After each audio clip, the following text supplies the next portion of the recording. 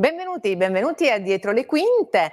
Questo pomeriggio saremo ancora a parlare di spettacolo con voi. Iniziamo subito con un collegamento da Barcellona con Tiziana Prota del Cirque Vostre, poi ci collegheremo con Roma con Riccardo Castagnari, ancora con Firenze con Marco Predieri e concludiamo con Napoli con Ugo Gangheri. Iniziamo subito a parlare di circo e lo facciamo con i protagonisti di Cirque Vostre. Tiziana Prota, eccoli lì. Ciao ragazzi, mi sentite?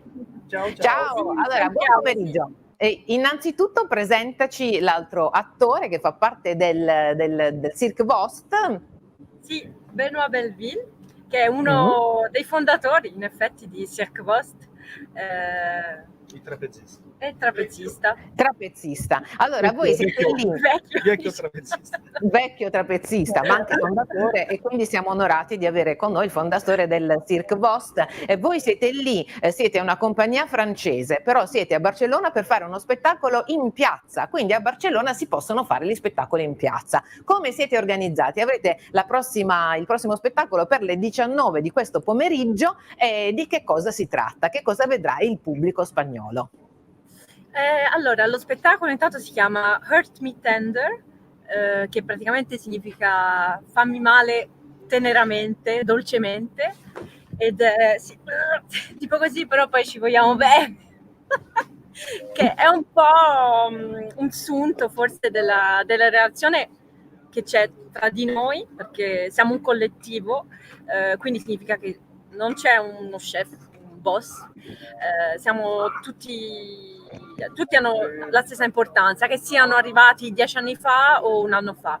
E ovviamente condividiamo momenti di gioia, momenti allegri come altri più difficili, visto che il mestiere è proprio così, ci sono momenti di estasi e momenti di un po' più difficili, diciamo, visto che è un lavoro molto fisico. Allora, adesso stanno scorrendo le immagini di questo spettacolo, di parte dello spettacolo. Vogliamo subito chiedere al trapezzista quali sono le qualità fondamentali per fare circo oggi? Quelles sont les qualités qu'il faut avoir pour faire du cirque aujourd'hui? Faut pas avoir peur du travail. Cioè, non bisogna aver paura di lavorare, del lavoro. Et que ce soit à mon avis une passion parce que c'est quelque chose qui vient du cœur, quoi. Dice è fondamentale avere una passione per il mestiere, perché è qualcosa che deve venire da dentro, non può essere qualcosa di obbligatorio. Et avec les compagnies comme nous, ce qui est important, c'est la liberté. E con le compagnie con cui ha lavorato Benoît e Cirque Vostre, una cosa molto importante è la libertà. Sì, assolutamente. Allora c'erano i primi interventi, saluti da Pasquale Davino, ma anche ecco qui c'è anche un intervento ed è curioso Pasquale di sapere questo spettacolo La Table, che ricordo hai di questo spettacolo e da quanti anni sei nell'ambiente circense? Allora per te Tiziana. Allora, io sono nell'ambiente circense dal 2003 penso, perché ho cominciato la prima scuola di circo a Bologna. Io sono nata e cresciuta a Prato, in Toscana, e quindi sì, sono un po' più di 15 anni. Prima ho fatto altre cose, teatro, pattinaggio artistico, danza, e quando ho scoperto che si poteva fare il circo, anche se non si era di famiglia circense, poi mi sono buttata, ho detto è questo quello che voglio fare. Perché c'è una grande libertà di espressione e si possono mescolare discipline molto diverse, la musica, l'acrobazia, il trapezio, ecco, c'è molta libertà in questo teatro, danza, sì. Teatro, danza, eccetera. E parlando proprio di questa multidisciplinarità che c'è nel circo, il nostro ascoltatore Pasquale Davino voleva sapere di che cosa si tratta, cos'è questo assolo, questo spettacolo, La Table, di che cosa si tratta? La Table, allora, è un progetto che è nato in realtà veramente da un'immagine, che era quella di una tavola imbandita con un trapezio al di sopra della tavola. Questo è stato, diciamo, l'inizio l'inizio di tutto. In realtà poi approfondendo con varie residenze, diversi anni in realtà di lavoro su questo spettacolo, il tema dello spettacolo è diventato poi la dipendenza affettiva.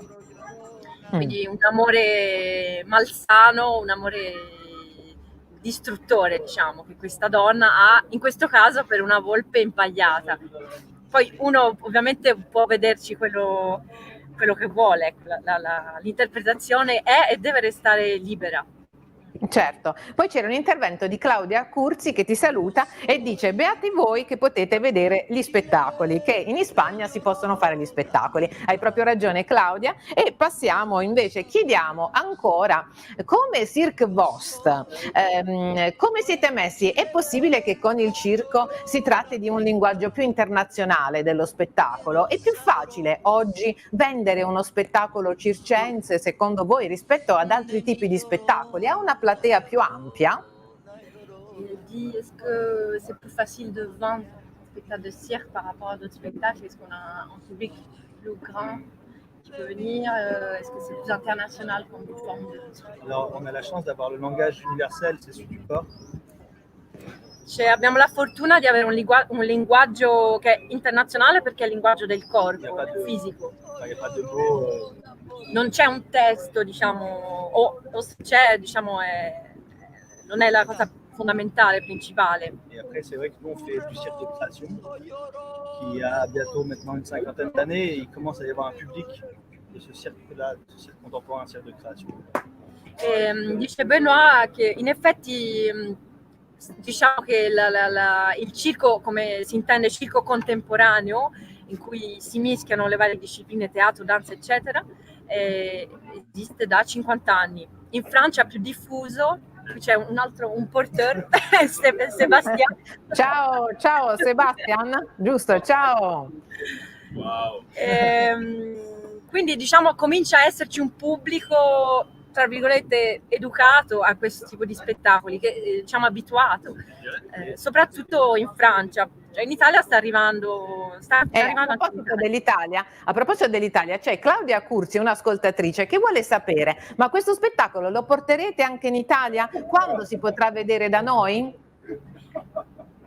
Noi speriamo fortemente di poter venire in Italia, anche perché quando noi ci siamo tra l'altro conosciuti proprio dietro le quinte in occasione del Festival Castel dei Monti.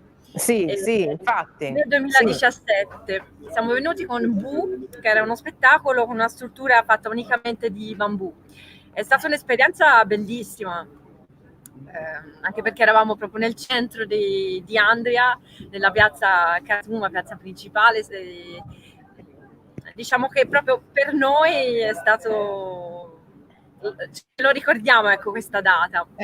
Quindi certo, ci auguriamo. Poi c'è Carmen Papa, un'altra ascoltatrice, che invece aveva questa curiosità: quante ore vi allenate ogni giorno vi allenate per fare gli spettacoli? Quante ore al giorno? Combien d'heures par jour on s'entraîne pour faire le spectacle? Il y a la partie création où là on met des mois pour créer, et puis après c'est un peu individuellement. Diciamo per fare uno spettacolo c'è la parte di creazione in cui ci ritroviamo per esempio per un mese e mezzo, montiamo il nostro tendone che è qui dietro e ci alleniamo, possiamo dire dalle 9 alle 6 per dire. Quindi proprio una giornata complessa. E creazione. Sì, esatto. Esistono dei ruoli specifici nel vostro circo? Cioè, io mi ricordo che quando ci siamo conosciuti appunto al Festival Castel dei Monti, voi avete anche montato questa struttura. Quindi esistono dei ruoli specifici per ogni circense oppure no? Sì, esistono, nel senso che ovviamente io non posso portare i porteur, che sono appunto non so come in italiano, forse non so esattamente come si può spiegare, che sono i trapezzisti che volano, i porteur sono quelli che li che sostengono. Certo.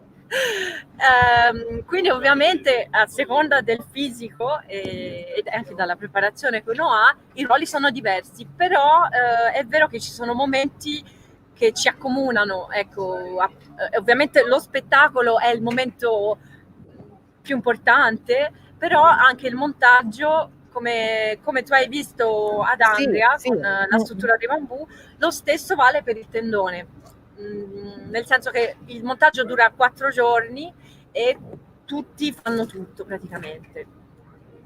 Quindi si inizia proprio dall'A alla Z. C'era un altro intervento di Sofia Martino che chiedeva: cosa ha fatto scaturire in voi questa passione? Pensate sia una professione sottovalutata oggi, la professione circense? Forse rispondo io perché penso che la percezione di questa professione sia un po' diversa tra l'Italia e la Francia, nel senso che in Francia si è un po' più abituati al circo contemporaneo. Mentre penso che in Italia, siccome sta arrivando adesso, cioè da un po' di anni in realtà già, però penso sta prendendo più piede, cioè spesso quando dico faccio circo mi chiedono: no, avete animali o le tigri o gli Vero, elefanti? c'è In questa realtà differenza, certo, c'è c'è una questa differenza differenza nella tra il circo percezione. contemporaneo e il circo tradizionale. Come si può Sì, definire il circo contemporaneo per i telespettatori? ma forse guarda, perché poi alla fine sempre circo è, nel senso che non è neanche giusto dire ah no, siamo diversi, no, è circo, noi abbiamo un tendone, siamo in roulotte, abbiamo i camion, guidiamo i camion, facciamo tutto, nel senso c'è una parte che poi le discipline sono quelle del circo classico, si può dire. Io direi che forse la differenza più importante è che nel circo contemporaneo nello spettacolo non ci sono numeri uno dopo l'altro con un presentatore che presenta ogni numero, ma in realtà è una storia, c'è un filo conduttore che va dall'inizio alla fine, quindi lo spettacolo si... Il y a d'autres arts comme la danse, le théâtre, la vidéo, il y a plein de choses qui se recroisent aussi dans cette Sì, création. e Benoît dice anche giustamente che ci sono altre forme artistiche d'espressione come il teatro, la danza e il video, a volte anche la proiezione video. Lettre d'un livre. Uno spettacolo può anche essere ispirato da un libro, da una pittura, Da qualsiasi cosa. E a proposito di questo, come si fa, per Benoît questa domanda, come si fa a scegliere la storia giusta da raccontare con il linguaggio circense? Comment il faut choisir, comment on fait pour choisir la bonne histoire à raconter à travers le cirque? Ah bah ça c'est le travail de l'artiste et qu'est-ce qu'il a envie de dire sur le moment actuellement. Et il y a des périodes où il y a pas mal de choses qui se recroisent et par exemple les colporteurs ils ont parlé d'un peintre et ils font ça avec le cirque. Alors c'est selon l'inspiration de l'artiste de dire des choses par rapport à la société aussi. Benoît dice, diciamo che dipende dall'artista, dipende da quello che ha voglia di raccontare, ma anche dal contesto sociale attuale. Ecco. In base a questo si sceglie poi la linea guida da seguire, diciamo. Certo. Allora, per concludere, un progetto futuro. Si apre il 2021, speriamo che sia un anno diverso, un anno di ripartenza. Che cosa vi piacerebbe desiderare per il 2021? Qu'est-ce qu'on souhaite pour 2021? Qu'est-ce qu'on aimerait? Oh là là, déjà que ça rouvre. Che i teatri riaprano già, che ci siano... E le monde d'après, on veut le monde d'après. Benoît dice vogliamo il mondo di dopo, post-Covid, diverso. Avec des oiseaux, avec des arbres, avec plus de voitures.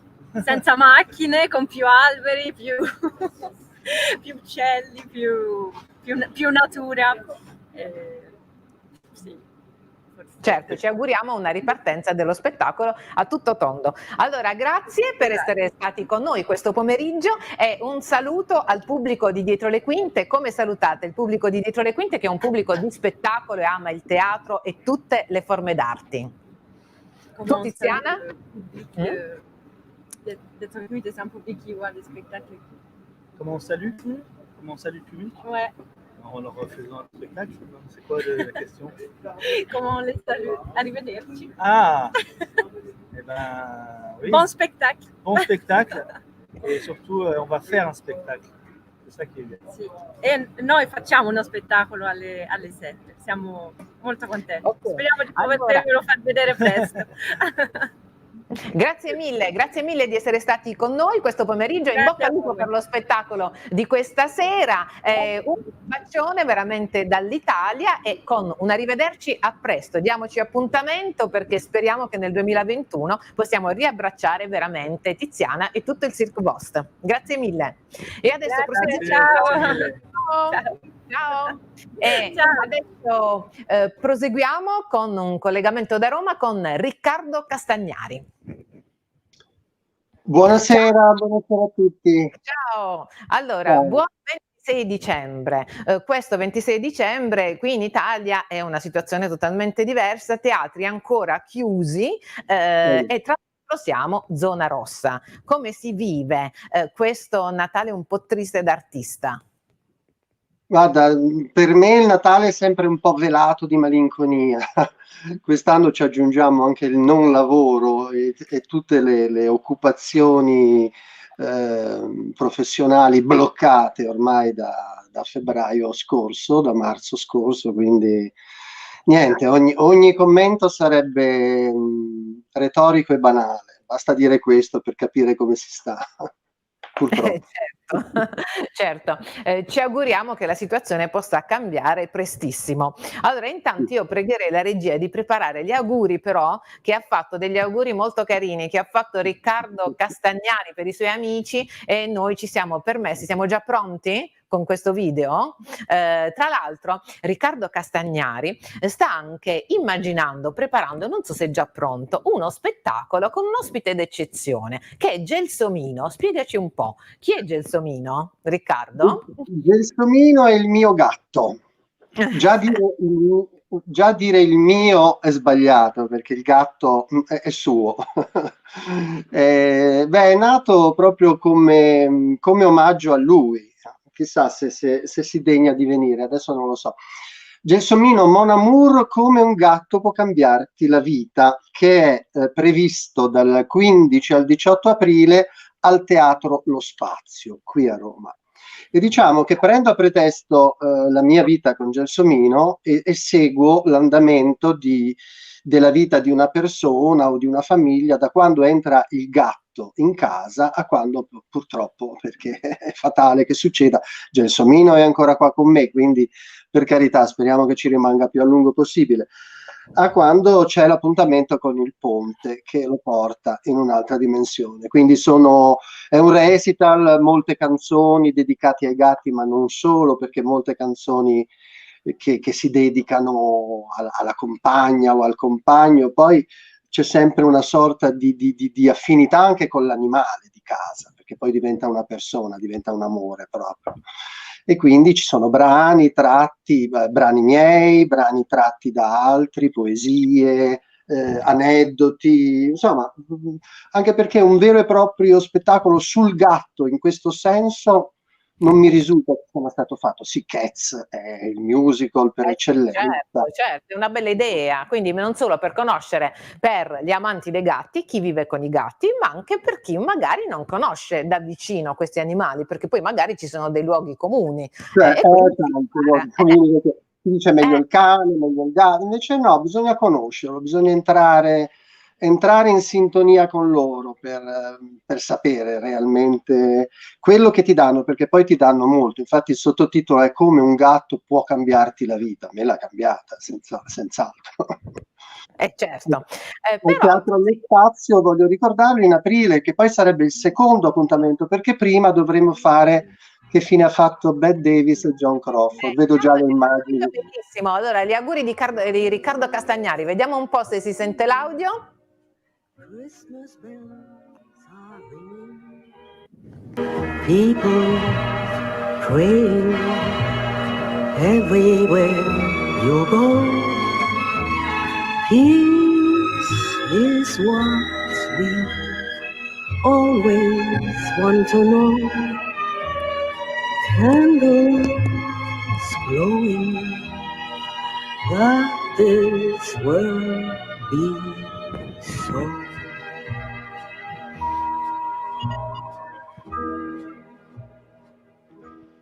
Ecco qua, eccoli i Riccardi, gli auguri di Riccardo Castagnari con Gelsomino, che sarà il protagonista ad aprile al Teatro Allo Spazio. Però al Teatro Allo Spazio c'è anche in programmazione un altro spettacolo dove c'è Riccardo Castagnari in coppia con Gianni De Feo per la regia di Fabrizio Bancale.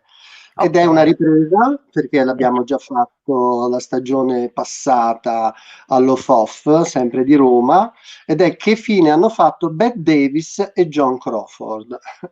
Ed è un po' il backstage del famoso film Che fine ha fatto Baby Jane, quindi tutta la faida proprio, l'inimicizia tra le due, gli sgarbi sul set e anche nella vita. È molto divertente, ma è anche molto toccante perché è un pochettino il destino dell'attore, dell'attrice che arriva un po' al viale del tramonto, diciamo, no? Certo. Quando poi non lo vuole più nessuno, quando è difficile trovare lavoro, nonostante un passato glorioso come Bette Davis e John Crawford. Chiaramente Bette Davis si vede costretta a mettere un annuncio sul giornale, attrice con esperienza di cinema e di teatro, due Oscar e con un carattere meno brutto di quello che si dice, cerca lavoro, ecco, tanto per dire, ed era Bette Davis, insomma. Come si lavora in questo caso? Innanzitutto entravestì, perché tu sei un maestro dell'entravestì in tutti i tuoi spettacoli. E poi come avete scelto appunto i vostri ruoli in relazione a queste due attrici? Guarda, qua c'è una storia particolare perché nel video degli auguri io sono nei panni di Marlene Dietrich, perché il mio spettacolo per antonomasia è Marlene di The Legend. E, 10 anni fa ormai, ero in scena a Parigi con lo spettacolo e nei miei giorni liberi andavo a vedere chiaramente quello che proponeva il palcoscenico parigino. E ho visto questo spettacolo in originale perché l'autore è francese e ho detto ma sarebbe carino che il prossimo personaggio fosse una delle due, no? Bette Davis e John Crawford. Caso ha voluto che proprio da lì a poco tempo arrivasse a Parigi anche Gianni De Feo e gli ho detto vai a vedere questo spettacolo senza dirgli niente, vai a vederlo così per curiosità. Infatti lui è andato e poi abbiamo accarezzato l'idea, ma quasi subito, è solo che ci abbiamo messo 10 anni prima di deciderci. Perché io poi ho tradotto il testo, l'ho adattato in italiano, abbiamo chiesto il permesso, l'autore è venuto a vedere la prima ed è rimasto molto contento ed è la prima volta che è interpretato da due uomini, perché in giro per il mondo è sempre stato fatto da due attrici. Certo, c'era un altro intervento di Martina Grisolia che ti chiedeva, vediamo se ce lo riparo, questo periodo vi ha permesso di creare nuovi contenuti? Guarda, questo periodo purtroppo, perlomeno parlo per quanto mi riguarda, mi ha tolto un po' qualsiasi velleità di fare cose nuove, perché non avendo poi Il riscontro. sapere quando andrà, riempire di nuovo il cassetto con altre cose che poi rimangono lì, obiettivamente questo periodo è stato pesante anche in quel senso, perché veramente non c'è voglia, non hai lo stimolo, non ti senti motivato e questo è un po' il rischio che ci si lasci andare, però Certo. purtroppo è così. Tra l'altro vediamo questo monologo che Riccardo Castagnari ha fatto per la 7 parlando della situazione del teatro, ma quanti mesi fa? Che poi non è cambiata. Quanti mesi fa risale questo intervento?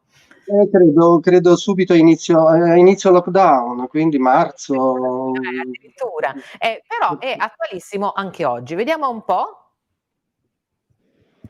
cancello per ridisegnarmi, e le simmetrie sono la cosa più difficile, le simmetrie e le ciglia finte. Qual è la cosa più difficile del suo spettacolo? Attaccarmi le ciglia finte. Rispondo sempre così. Adesso non vorrei che la risposta diventasse recitare con la mascherina. Oddio, potrebbe essere una soluzione. Potrei truccarmi soltanto gli occhi e anche cantare in playback senza preoccuparmi di andare in sync. Ma quando e come? Sì, perché il quando e il come sono ancora terreni sconosciuti e la cosa ci preoccupa non poco. Parlo al plurale perché lo riferisco a me e al mio personaggio, Marlene di La Leggenda, l'uomo che diventò Marlene. Il mio camerino di solito è tappezzato di critiche che recitano più o meno tutte la stessa cosa.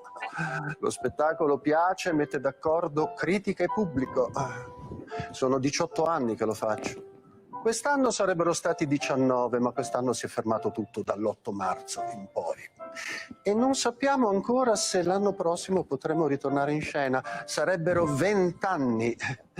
Esattamente la metà degli anni della mia professione, che è arrivata già a 40 anni. Mamma mia, che paura. Tutto sospeso. E lontani anche i ricordi del brusio di sala in francese quando eravamo in scena a Parigi. E quello in lingua ispanica quando eravamo in scena a Città del Messico. Non è che adesso, dopo 40 anni di professione seria, uno debba cominciare a pensare a cambiare lavoro, eh? No, la vedo dura, se non impossibile. No, finisco di truccarmi anche l'altra metà. Sì, perché voglio e devo continuare a cancellarmi per ridisegnarmi, non per cancellarmi definitivamente.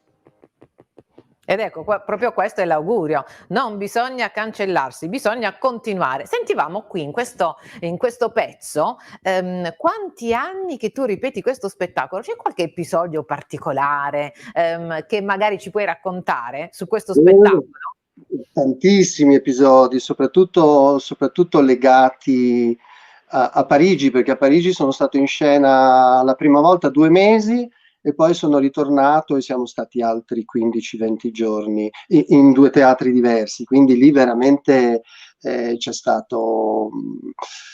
purtroppo è il lungo periodo in scena nello stesso teatro che da noi purtroppo c'era una volta, ma che adesso non c'è più. E quindi lì sono arrivati persone, è arrivato il parrucchiere di Marlene, ad esempio, e quindi poi ho ricevuto una dedica su fotografia di Brigitte Bardot, che mi dice: a Riccardo, superba Marlene, con tutto il mio cuore, Brigitte Bardot. Quindi sono tanti. Poi sono stato fotografato da Pierre Gilles nelle vesti di Marlene Dietrich. Sai, sono di quelle avventure, con quei sogni, no? che si realizzano e che io veramente dopo questa esperienza augurerei ad ogni attore di poter vivere, però mi rendo conto che lì c'è stato tutte le tessere del puzzle che sono andate a congiungersi nel momento giusto, e purtroppo non succede sempre così, e quindi certo, voglio ringraziare Mirta Merlino di quell'intervento che hai fatto vedere prima, perché è stata una delle poche che ha dedicato l'attenzione al teatro. Infatti ero ospite all'Aria che tira ed oltre a me poi in puntate successive ci sono state anche altre testimonianze di altri attori che appunto lamentavano questa situazione, che però continua e che non sappiamo purtroppo per quanto ancora dovrà continuare, perché in altri paesi, le dita, in altri paesi abbiamo visto Barcellona, ma anche Madrid, gli spettacoli sono continuati, contingentati, con tutte, come avevamo iniziato a fare noi, insomma. Sì, assolutamente. Va bene, allora Riccardo, ti ringrazio per questa bellissima chiacchierata per oggi pomeriggio e ci diamo appuntamento in teatro, questa volta incrociamo le dita, nei prossimi mesi al Teatro allo Spazio con i prossimi tuoi 2 lavori. Grazie mille. Perfetto. Grazie a tutti, baci, buon proseguimento. Ciao. E noi proseguiamo invece con da Firenze Marco Predieri, che è collegato subito con noi. Vediamo un po'. Eccolo, ciao Marco, come va? Buonasera. Beh, Ciao. bene. Bene, insomma, ecco, è uno splendido albero di Natale, siamo infatti al 26 Visto? dicembre, quindi un Natale un po' diverso, però Marco si è Sì. dato un po' da fare, perché abbiamo Area 51, regalo di Natale, tutta una serie di iniziative che anche se non si possono fare in teatro dal vivo, si fanno in streaming. Raccontaci un po'. Sì, diciamo che l'idea è stata quella di provare a non fermarsi. Ora questa è la sigla di Regalo di Natale. Provare a non fermarsi sia per me, perché insomma, come sentivo anche l'intervento di prima e giustamente condivido parola per parola, è un periodo molto tosto per chi fa questo mestiere ed è abituato ad avere il suo pubblico, ad andare in scena e quindi ad avere una vita sociale molto, molto piena e complessa, trovarsi da soli improvvisamente nelle proprie case, avendo un sacco di tempo libero, non è semplice. Quindi grazie a Laura Cellerini e ad alcuni amici sono stato spronato a inventarmi nuove situazioni, tra cui questa, dove ho cercato poi anche di dare spazio ad altre voci, ad altri artisti, ad altri amici che si sono trovati improvvisamente in questa situazione. È stato un farsi forza tutti insieme e da qui è nato prima di tutto Area 51 insieme a Francesca Nunzi, con la quale ci hai già ospitati insieme Sì. in un'altra puntata, con Giorgia Trasselli, che è una carissima collega, un'amica prima di tutto, poi una collega che fa con me un bellissimo spettacolo, cioè non dovrei dirlo io che è bello, ma insomma è bello perché sono bravi loro, analisi logica da me scritto e diretto, e poi questa idea di fare un regalo al pubblico costruendo una trasmissione, questo regalo di Natale, che va su alcune reti locali e poi l'abbiamo messa a disposizione online, così può essere vista da tutta Italia. Certo, c'è un intervento da parte di Pasquale Davino che ti chiede: lei ha fatto Sorelle Materassi in teatro, ha lavorato con Claudia Coll e molti altri. Che ricordo ha di Le Sorelle Materassi di Claudia Coll? Beh, sono due esperienze che fanno parte del mio bagaglio, delle mie valigie. Di Claudia ho un ricordo di qualche anno fa, quindi ero anche più giovane. Abbiamo fatto due belle cose di teatro sacro e tra l'altro con Claudia ho recitato anche nel Duomo della mia città, quindi nel Duomo di Firenze, ed è stata un'emozione incredibile. Ricordo quando varcai la soglia di quinte che non esistevano, insomma eravamo in una sagrestia a cambiarci ed entrammo in Duomo per recitare questa cosa su Santa Maria Maddalena dei Pazzi ed era tutto buio tranne una cosa, la cupola del Brunelleschi che era accesa e io ebbi l'ardire di alzare gli occhi verso la cupola e mi prese un tremore alle ginocchia a vedere quello spettacolo pazzesco e stavo entrando in scena. Quindi ho questo ricordo che mi vengono ancora i brividi di vedere questa bellezza così paradisiaca. Quando venne Papa Francesco a Firenze alzò anche lui, lo vidi, lo sguardo verso la cupola del Brunelleschi, indubbiamente ti fa un certo effetto. E poi di Claudia ho un bellissimo ricordo, anche se è un po' che non ci sentiamo.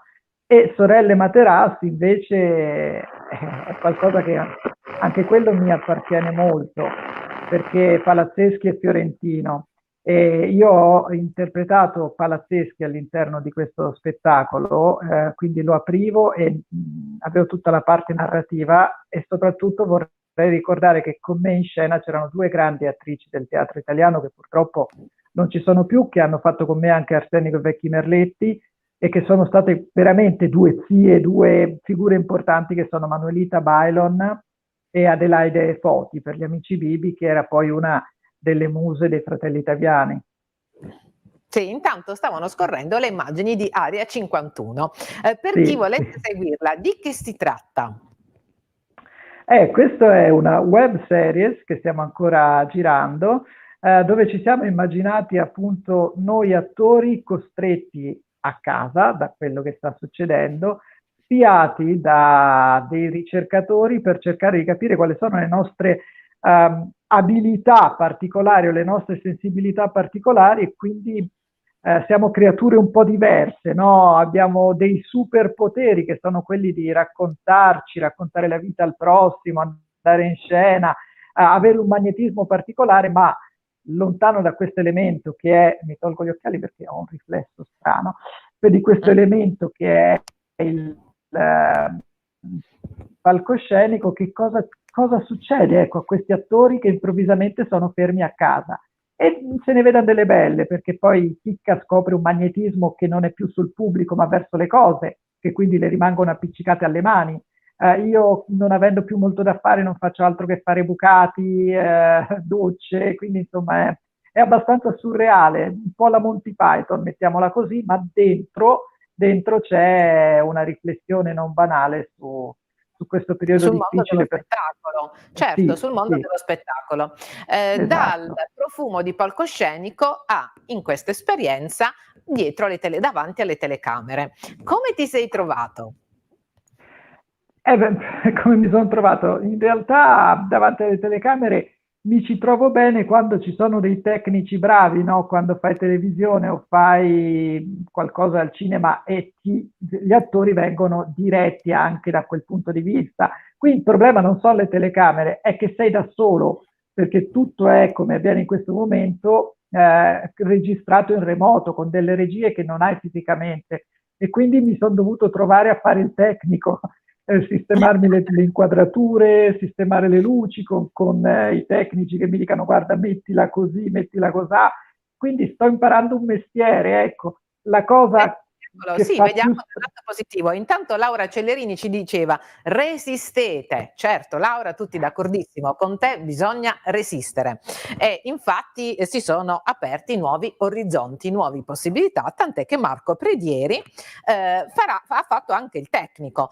Intanto Martina Grisoglia ci chiede da cosa prende l'ispirazione per creare i suoi spettacoli. Bella domanda. Io sono anche autore, quindi effettivamente ho scritto ormai diverse commedie, ma dei più varie. La prima la scrissi su una storia personale tra me e una ragazza, insomma, e quindi nacque così l'idea, anche se poi furono altri personaggi che presero la mano in quella commedia che era Cuori Matti, che è andata avanti per molto tempo e speriamo di riprendere. E poi altre volte, ma per esempio chi ha incastrato Mary Poppins, ero a casa da solo, dovevo fare le pulizie di casa e mi balenò un pensiero, ma se mi entrasse in casa una che non conosco, improvvisamente si mettesse a pulire, io come reagirei? E dissi, ma tutto sommato mi sa che me la terrei. E da lì è nata l'idea per scrivere una commedia. Altre volte, più banalmente, quando sono sotto la doccia, penso, perché si pensa anche sotto la doccia, e lì arrivano dei soggetti e li scrivo. Però tutto poi nasce fondamentalmente da una cosa, la curiosità verso il genere umano. Credo che per tutti gli autori sia questa la spinta principale, osservare la vita che ci circonda, le persone. Io per esempio a volte rischio di fare delle figure bruttissime, perché anche quando cammino per strada o sono in un teatro eccetera, mi scopro a fissare qualcuno, perché magari è qualcosa su un volto che mi coglie l'attenzione, un particolare, e quando fisso penso chissà questa persona qual è la sua vita, che cosa pensa, e poi però devo un attimino dire no, fermo, distragli lo sguardo perché poi la gente si sente osservata, però è questo fondamentalmente che facciamo, no? Raccontiamo la vita, siamo curiosi del mondo.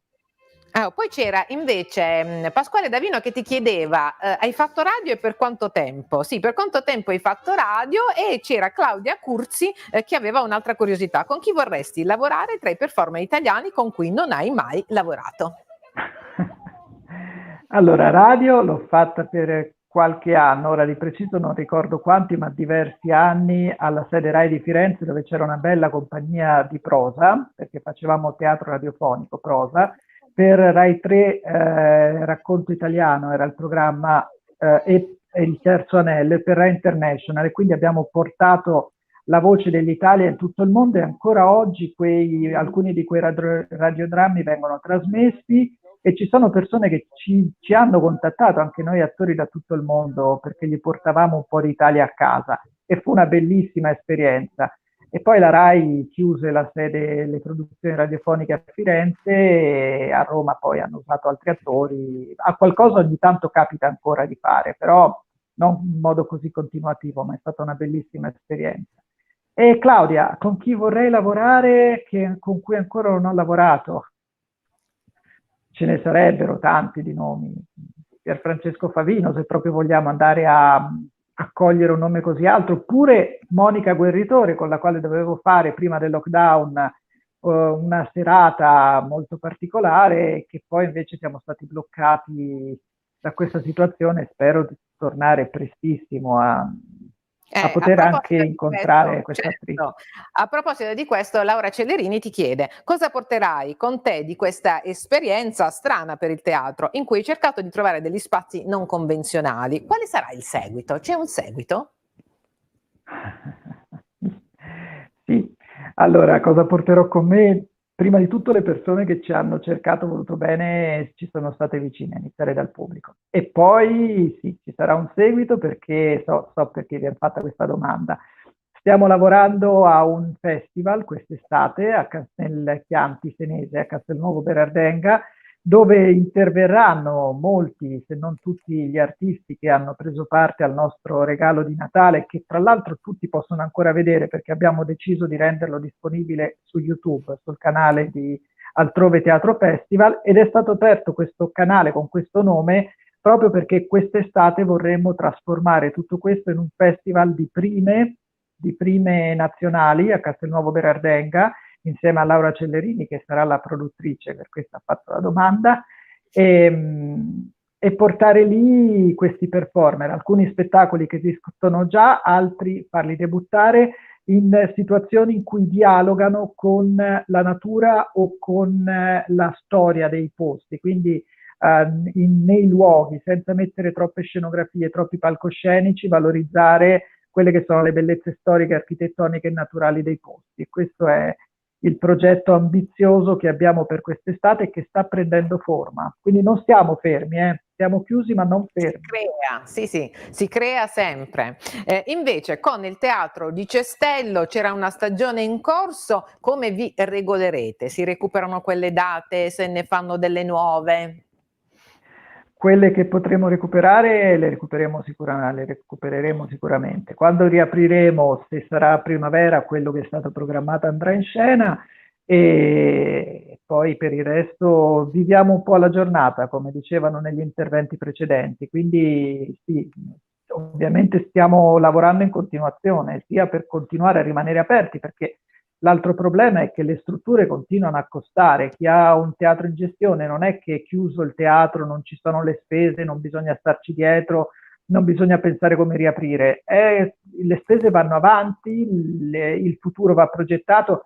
Vedi, noi non siamo dei negozi, no? Con la merce che puoi riaprire, la merce è lì e cominci a vendere. Come dicevi tu, noi dobbiamo programmare, pensare, gli spettacoli devono essere provati, quindi alcuni spettacoli proprio non hanno potuto fare le prove. Non è un lavoro così semplice, però ecco, quando riapriremo il Cestello ci sarà, a Firenze il Cestello ci sarà. Certo. Allora, che dire, Marco, grazie mille per essere stato con noi questo pomeriggio, e ci rivediamo in teatro, diamoci l'appuntamento in teatro, le dita, se no quest'estate, per questo festival che avete intenzione di portare quindi tra la natura, valorizzando i paesaggi più caratteristici del posto. Allora, grazie mille e alla prossima. Grazie a voi, e sì, ci vediamo prestissimo guardandoci negli occhi in 3D dal vivo. A presto, auguri. Ciao. Ciao. Ciao. E noi continuiamo col parlare di musica, e lo facciamo con Ugo Gangheri, collegato per voi da Napoli. Ascoltiamo un po'. Ciao, come va?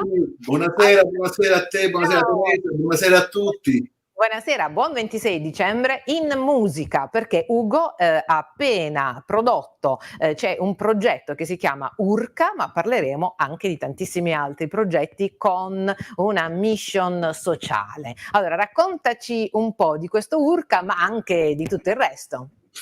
Dunque, cominciamo da Urca, perché è uscito dal forno proprio pochi attimi fa e ancora c'è il profumo nell'aria. È un disco particolarissimo, perché è quella che si definisce una compilation di 12 cantautrici e cantautori che hanno la caratteristica di essere anagraficamente maturi, nel senso che veniamo tutti da lontano, apparteniamo a quella generazione che io definisco di credenti, perché pensavamo e avevamo la certezza quasi che le parole con la musica potessero in qualche maniera fare la differenza nel mondo, nella vita di tutti i giorni. E forse lo è stato così in quegli anni là. E allora ci siamo detti, perché non provare a lasciare una sorta di un graffio, una testimonianza di quello che siamo, perché eravamo, e che potremmo essere rispetto all'ascolto delle nuove generazioni di cantautori. E allora questa banda di pazzi ha fatto questo disco, ha scritto 12 canzoni, ognuno canta la sua, con la caratteristica di avere acusticamente un effetto particolare, perché sono 12 vocalità diverse, 12 mondi musicali intimi diversi. Io credo che sia una cosa che è stata impegnativa, ma penso che ora in genere è chiaro che ognuno tende a tirare l'acqua al proprio mulino, ma credo che sia veramente un lavoro molto particolare, molto, molto bello, molto forte, e soprattutto c'è una cosa che viene fuori, l'emozione la senti proprio brano per brano, di volta in volta fino alla fine senti questa emozione forte, fortissima, di chi ha scelto di fare per mestiere, per vocazione innanzitutto, quello che canta parole che hanno un significato profondo o comunque non hanno in sé la banalità della musica che più o meno oggi si sente, ma si è sempre sentita, dell'usa e getta, come dire. Sono canzoni belle, ma non c'è un aggettivo diverso. Io credo che siano veramente importanti queste cose. Sentiamo l'audio un attimo di questo video che sta passando, così lo facciamo sentire ai nostri ascoltatori. Cerca una voglio perché e tu mistera sempre scritta torna su una mente a me.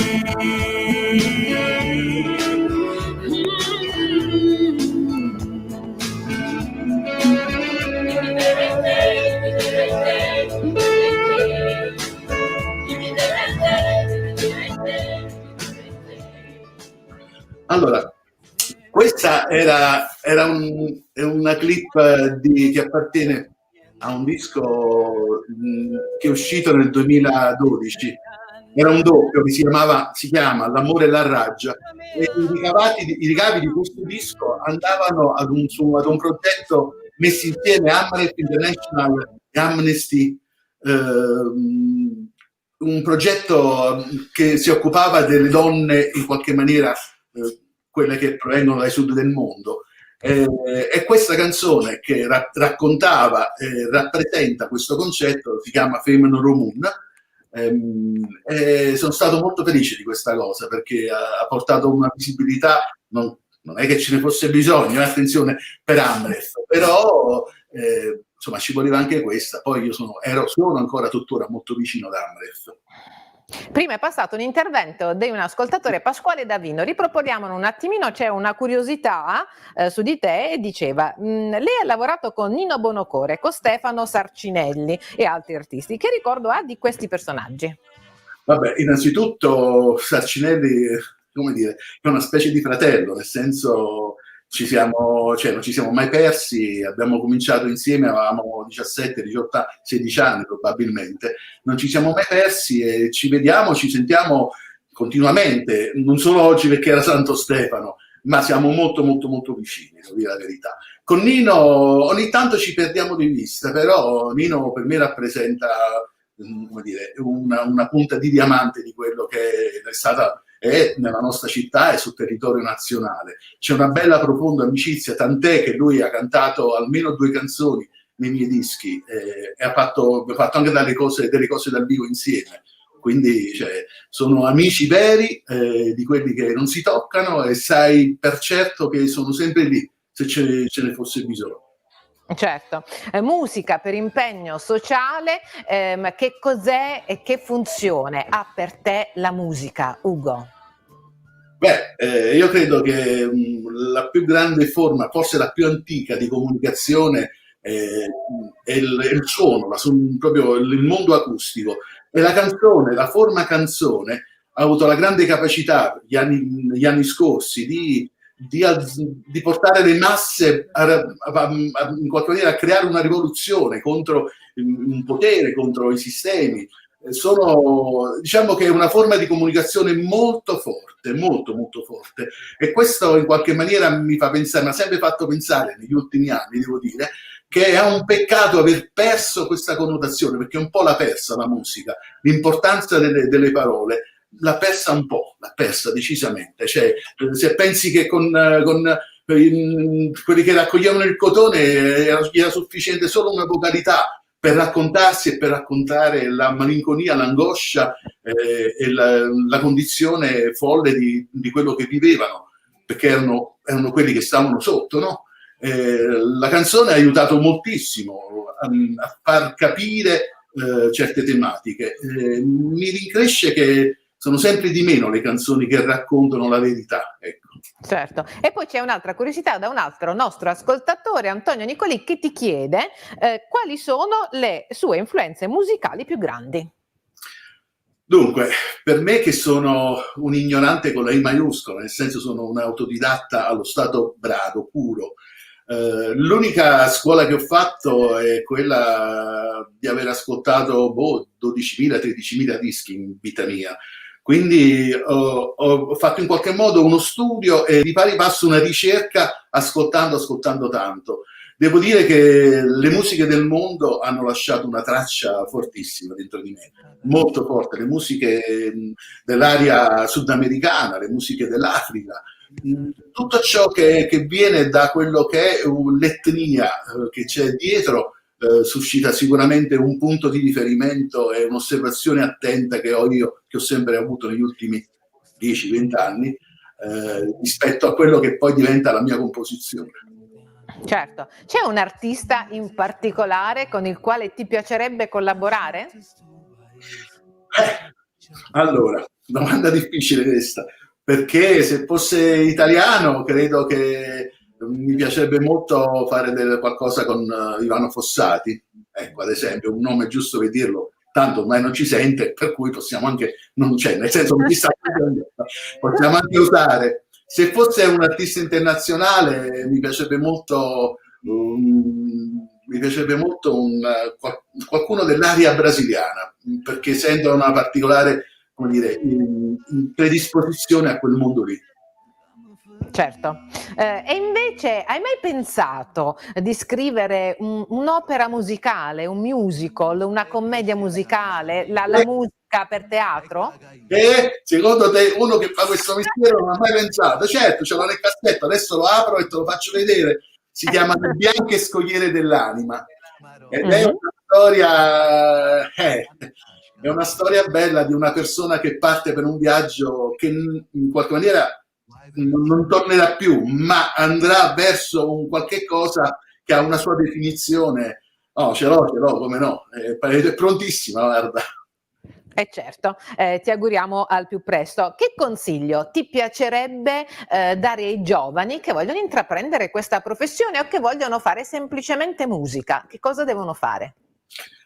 Guarda, in un momento storico, sociale, politico, devo farla questa premessa, che abbiamo in ogni condominio almeno 5-6 musicisti o in erba o comunque che si accaniscono con passione al proprio strumento. In un momento in cui ci sono almeno 2-3 piccoli studioli, home studio per registrare in casa, c'è molta confusione, perché in realtà da un lato credo che bisogna sempre crederci, perché non bisogna assolutamente tagliare le ali a un piccione viaggiatore, quindi credo che non bisogna mai lasciare indietro la voglia e il desiderio. La differenza la fa la caparbietà, probabilmente, l'essere duri, il muoversi, non stare fermi, perché le cose non sono più come una volta, che possono anche in qualche maniera avvicinarsi in un territorio vicino dove fisicamente vivi. Bisogna muoversi molto, oggi bisogna cercare anche altrove, girare il mondo, non il nostro paese. Il nostro paese non ce n'è più da anni, ma da decenni che è tutto fermo. Quello che vediamo sono gli ultimi tentativi di tenere in piedi un qualcosa che un tempo si chiamava industria discografica, ma oggi non esiste più. Per cui è cambiato il sistema, l'usufruzione, è cambiata la domanda, l'offerta, è cambiato tutto. Però una cosa resta sicuro, resta un talento, se uno ce l'ha, assieme a una vocazione, e la voglia di essere tosto a portare se stesso davanti a qualcosa. Certo, Perché e via mail, a questo proposito, Martina ci chiede: lei pensa che sia opinabile andare all'estero per fare musica oggi? No, io credo che sia fondamentale non stare fermi, che è diverso. Non è che se vai a Berlino, che è la città per antonomasia oggi europea, dove accadono le cose, non è che vai a Berlino e accade, non accade mai nulla se in testa non hai delle idee chiare, un progetto e la voglia di non mollare subito, perché è chiaro che non potremmo mai essere un paese di tutti i cantanti, di tutti i musicisti, di tutte le pedine, di tutti i calciatori. No, non è possibile, è evidente, no? Per cui non è che se vai all'estero hai risolto il problema, se vai all'estero in qualche maniera cresce il tuo background, il tuo bagaglio, che ti permette poi di osservare, di ascoltare, di trasformare, di metabolizzare e di buttare fuori altro che non sia chilometricamente quello che ti è vicino. Guardare altrove significa essere sempre vivi, in realtà. Non è che risolvi se vai a Berlino piuttosto che a San Francisco, però aiuti moltissimo quello che è la tua formazione. Certo, e poi c'è un'altra curiosità da parte di Antonio Nicolì, che ti chiede se dovesse stilare la sua personale top 10 degli album che non possono mancare nelle collezioni, quali sceglierebbe? Sceglierei sicuramente, ma anche questa è una domanda difficile, perché vabbè, comunque ci provo. Credo che un disco di Anime Salvati di André, senza ombra di dubbio. Parliamo di italiani, Anime Salvati di André, poi salverei il contrabbasso, la chitarra, non mi ricordo che, di Lucio Battisti, anzi no, salverei È già di Lucio Battisti, perché è un disco che ancora oggi non è stato letto, non è stato ascoltato bene, non ha avuto il risalto giusto, perché è un Lucio Battisti straordinario in quel disco. E poi salverei chiaramente un disco di Fossati, ma uno qualsiasi, guarda, anche il primo, anche Panama, uno qualsiasi di Fossati. Ok, allora con questi consigli da parte di Ugo Gangheri concludiamo. Scusa, ce n'è uno che però il 3 bis, non sono il 3 bis. Salverei senza ombra alcuna di dubbio Urca. Urca, beh certo, Urca assolutamente da non perdere. Grazie a te Ugo per questa bellissima chiacchierata, ci diamo appuntamento allora al più presto, quando magari i concerti si potranno anche fare dal vivo, così insomma ci salutiamo di persona, incrociamo le dita, speriamo a prestissimo, speriamo che la situazione migliori anche qui da noi in Italia. Abbiamo visto che in Spagna sono già un po' più avanti di noi, e allora incrociamo le dita, ti diamo appuntamento allora senz'altro al prossimo evento, al prossimo concerto. Noi di Dietro le Quinte ci saremo, e grazie per questa bellissima chiacchierata. Grazie a te, grazie a voi. Ciao. E con questo è tutto anche per oggi. Per rivedere tutte le puntate www.dietrolequintetv.com, per le vostre segnalazioni info@dietrolequintetv.com. Arrivederci alla prossima settimana.